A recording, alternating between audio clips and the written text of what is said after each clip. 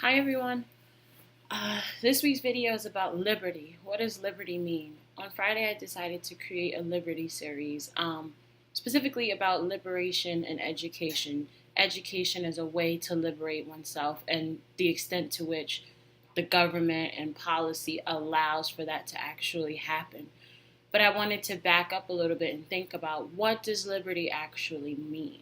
We hear in this country life, liberty, and the pursuit of happiness. It's kind of our founding principles. And life, liberty, and the pursuit of happiness meant something quite different when it was written. It was talking about land and the freedom to kind of be an entrepreneur. If you go back to neoliberal thought or liberal thought, there's this idea of men having a right to do for themselves. Think about, we're coming out of feudal times where people are paying money to a king, or people are under colonial rule, or other types of structures that don't allow for individual freedoms, individual liberties. So when you think about it that way, we're really not that far off from the intent of that word. There's a big emphasis when you look at liberal and neoliberal theory on the individual. And that's what we see now. People trying to secure their individual benefits. I've talked about this in terms of education, the fight for good schools, people hoarding, resources and things like that. We live in a world where people are really interested in their individual freedoms.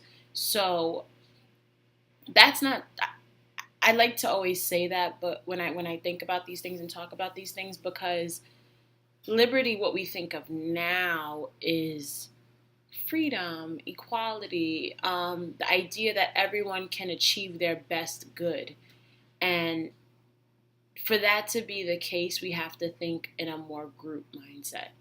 Individual mindsets are what got us here. The individual mindsets of wealthy landowning white men when that was written. However, if we're going to move to a place where everyone can actualize their individual freedoms, we can't think necessarily individually. And it's not a fully formed idea yet, kind of this transition from individualism and liberty for oneself to liberty for all. But I think that we need to start thinking about, is it possible to have liberty for one and liberty for all? I wrote about this in terms of the middle class being a zero-sum game. What does liberty mean for you? And how does that definition kind of jive with liberty for all? That's one thing. And second, in terms of what this series is going to look at, there's been fights for liberties. There's been fights to expand that definition from landowning white men to everyone. And this question has consistently come up: liberty for all versus liberty for one.